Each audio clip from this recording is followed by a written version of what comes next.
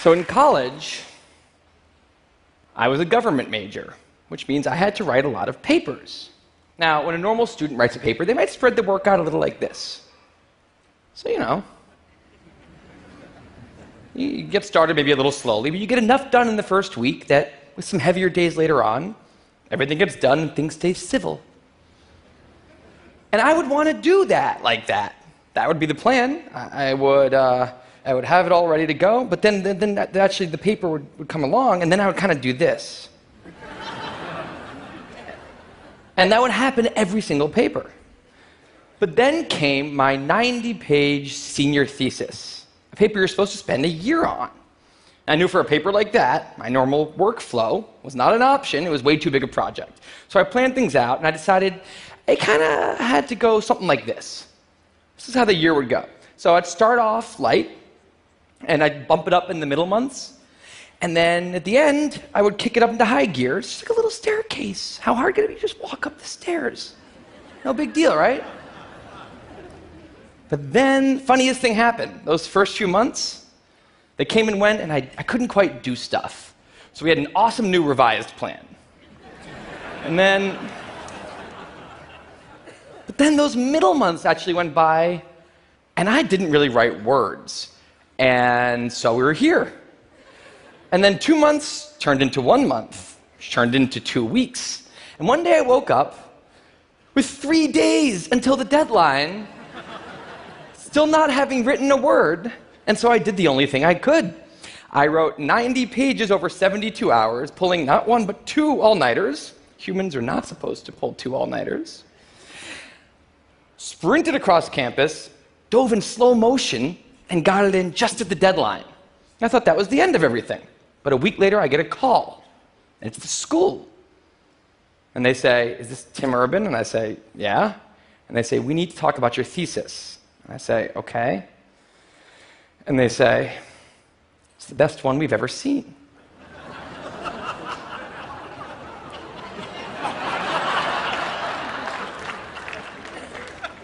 That did not happen. It was a very, very bad thesis. I just wanted to enjoy that one moment when all of you thought, "This guy is amazing." No, it was very, very bad. Anyway, today I'm a writer, blogger guy. I write the blog Wait, But Why? And a couple of years ago, I decided to write about procrastination.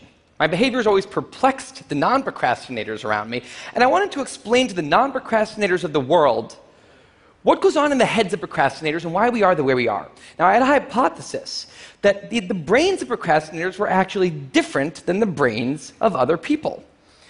And to test this, I found an MRI lab that actually let me scan both my brain and the brain of a proven non-procrastinator, so I could compare them, and I actually brought them here to show you today, and I want you to take a look carefully to see if you can notice a difference. And I know that if you're not a trained brain expert, it's not that obvious, but just take a look, okay? So here's the brain of a non-procrastinator. Now, here's my brain.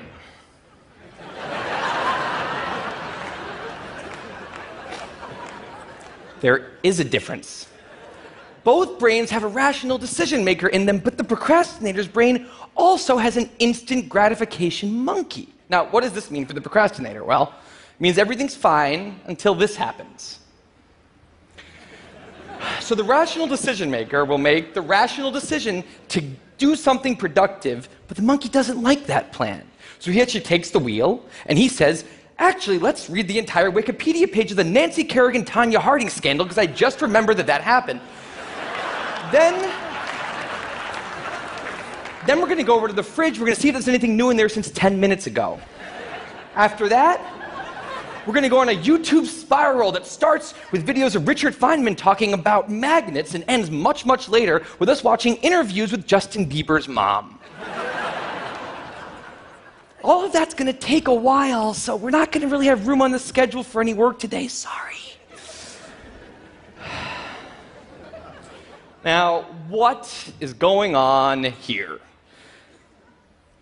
The instant gratification monkey does not seem like a guy you want behind the wheel. He lives entirely in the present moment. He has no memory of the past, no knowledge of the future, and he only cares about two things: easy and fun. Now, in the animal world, that works fine. If you're a dog and you spend your whole life doing nothing other than easy and fun things, you're a huge success. And to the monkey, humans are just another animal species. He has to keep well slept, well fed, and propagating into the next generation, which in tribal times might have worked okay. But if you haven't noticed, now we're not in tribal times. We're in an advanced civilization, and the monkey does not know what that is, which is why we have another guy in our brain, the rational decision maker, who gives us the ability to do things no other animal can do. We can visualize the future. We can see the big picture. We can make long-term plans. And he wants to take all of that into account. And he wants to just have us do whatever makes sense to be doing right now. Now, sometimes it makes sense to be doing things that are easy and fun, like when you're having dinner or going to bed or enjoying well-earned leisure time. That's why there's an overlap. Sometimes they agree. But other times, it makes much more sense to be doing things that are harder and less pleasant for the sake of the big picture, and that's when we have a conflict. And for the procrastinator, that conflict tends to end a certain way every time, leaving him spending a lot of time in this orange zone, an easy and fun place that's entirely out of the makes sense circle. I call it the dark playground. Now, the dark playground is a place that all of you procrastinators out there know very well. It's where leisure activities happen at times when leisure activities are not supposed to be happening. The fun you have in the dark playground isn't actually fun because it's completely unearned, and the air is filled with guilt, dread, anxiety, self-hatred, all those good procrastinator feelings. And the question is, in this situation, with the monkey behind the wheel, how does the procrastinator ever get himself over here to this blue zone? A less pleasant place, but where really important things happen. Well, turns out that the procrastinator has a guardian angel, someone who's always looking down on him and watching over him in his darkest moments, someone called the panic monster.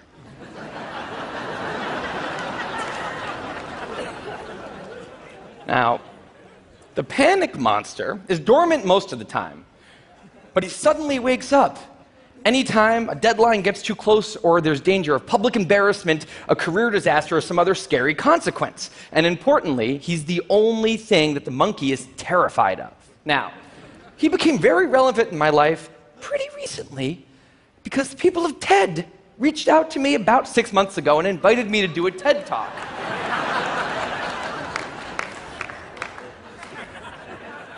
Now, of course, I said yes. It's always been a dream of mine to have done a TED Talk in the past.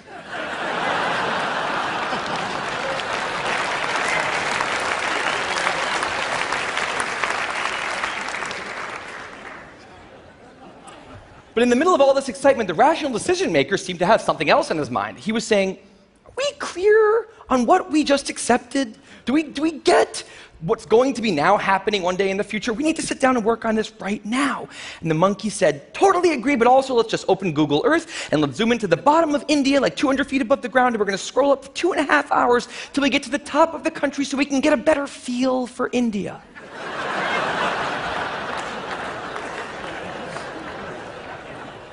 So that's what we did that day. As 6 months turned into 4, and then 2, and then 1, the people of TED decided to release the speakers. And I opened up the website, and there was my face staring right back at me, and guess who woke up? So the panic monster starts losing his mind, and a few seconds later, the whole system's in mayhem.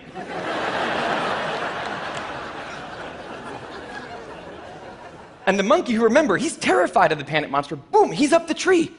And finally, the rational decision maker can take the wheel and I can start working on the talk. Now, the panic monster explains all kinds of pretty insane procrastinating behavior, like how someone like me could spend 2 weeks unable to start the opening sentence of a paper and then miraculously find the unbelievable work ethic to stay up all night and write 8 pages. And this entire situation with the 3 characters, this is the procrastinator's system. It's not pretty, but in the end, it works. And this is what I decided to write about on the blog just a couple years ago. Now, when I did, I was amazed by the response. Literally thousands of emails came in from all different kinds of people, from all over the world, doing all different kinds of things. These were people who were nurses and bankers and painters and engineers and lots of PhD students. And they were all writing saying the same thing. I have this problem too. But what struck me was the contrast between the light tone of the post and the heaviness of these emails. These people were writing with intense frustration about what procrastination had done to their lives, about what this monkey had done to them. And I thought about this, and I said, well, if the procrastinator system works, then what's going on? Why are all these people in such a dark place? Well, it turns out that there's two kinds of procrastination. Everything I've talked about today, the examples I've given, they all have deadlines. And when there's deadlines, the effects of procrastination are contained to the short term because the panic monster gets involved. But there's a second kind of procrastination that happens in situations when there is no deadline. So if you want to have a career where you want to be a self-starter, something in the arts, something entrepreneurial, there's no deadlines on those things at first because nothing's happening at first, not until you've gone out and done the hard work to get some momentum, to get things going. There's also all kinds of important things outside of your career that don't involve any deadlines, like seeing your family or exercising and taking care of your health, working on your relationship or getting out of a relationship that isn't working. Now, if the procrastinator's only mechanism of doing these hard things is the panic monster, that's a problem because in all of these non-deadline situations, the panic monster doesn't show up. He has nothing to wake up for. So the effects of procrastination, they're not contained. They just extend outward forever. And it's this long-term kind of procrastination that's much less visible and much less talked about than the funnier, short-term, deadline-based kind. It's usually suffered quietly and privately, and it can be the source of a huge amount of long-term unhappiness and regrets. And I thought, that's why these people are emailing, and that's why they're in such a bad place. It's not that they're cramming for some project. It's that long-term procrastination has made them feel like a spectator at times in their own lives. The frustration was not that they couldn't achieve their dreams, it's that they weren't even able to start chasing them. So I read these emails and I had a little bit of an epiphany that I don't think non-procrastinators exist. That's right. I think all of you are procrastinators. Now, you might not all be a mess, like some of us. And some of you may have a healthy relationship with deadlines. But remember, the monkey's sneakiest trick is when the deadlines aren't there. Now, I want to show you one last thing. I call this a life calendar. That's one box for every week of a 90-year life. That's not that many boxes, especially since we've already used a bunch of those. So I think we need to all take a long, hard look at that calendar. And we need to think about what we're really procrastinating on, because everyone is procrastinating on something in life. We need to stay aware of the instant gratification monkey. That's a job for all of us. And because there's not that many boxes on there, it's a job that should probably start today. Well, maybe not today, but sometime soon. Thank you.